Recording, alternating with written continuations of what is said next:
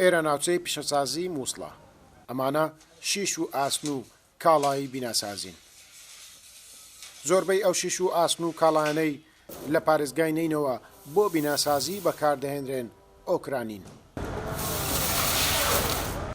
لە دوای ئازادکردنەوەی شاری مووسڵ لە ژێردەستی تیرۆریستانی داعش، بازرگانەکانی ئەم شارە ساڵانە سەرووی 5 ملیۆن تەن شیش و ئاسن و کاڵای بیناسازی لە ئۆکرانیا هاوردەی پارێزگایەکەیان دەکەن. بەهۆی جەنگی رووسیا و ئۆکرانیا نرخی کاڵا ئۆکرانیەکان لە پارێزگای نینەوە سەدان 12 بەرز بۆتەوە.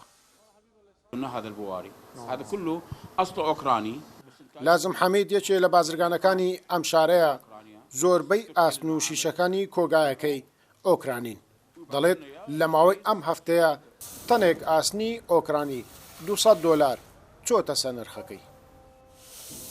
قبل أسبوع كانت $1150 الطن.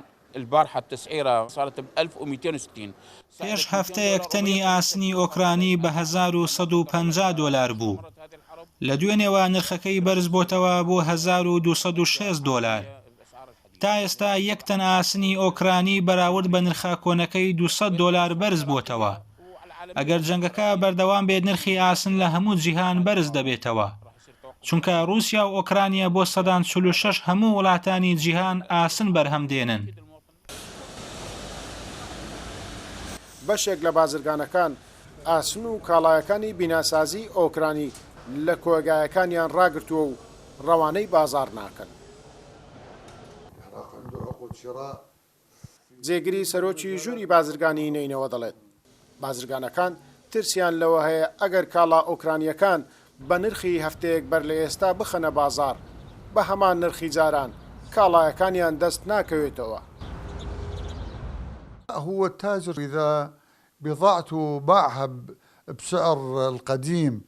بازرگانەکان ترسیان لەوە هەیە ئەگەر کاڵاکانیان بە نرخی کۆن فرۆشت بە هەمان نرخ دەستیان نەکەوێتەوە. لە ڕۆژانی داهاتوو لەسەر ئەم بابەتە لەگەڵ بازرگانەکان دادەنیشین. ڕێگاچارە بۆ ئەو کاڵایانەی تا ئێستا لە وڵاتی ئۆکرانیا هاوردە دەکران دەدۆزینەوە. بۆ ئەوەی نرخی کاڵاکان بەرز نەبێتەوە بازرگانەکان لە وڵاتێکی تر بە کوالێتی باش بە نرخێکی گونجاو کاڵا هاوردە بکەن. بازرگانەکانی پارێزگای نینەوە بەنیازن بۆ شوێنگرەوەی ئاسن و شیشی ئۆکرانی، ئاسنی تورکی و ئێرانی و سینی هاوردە بکەن بۆ پارێزگایەکەیان. گەیلان بۆتانی کورسات نیوز مووسڵ.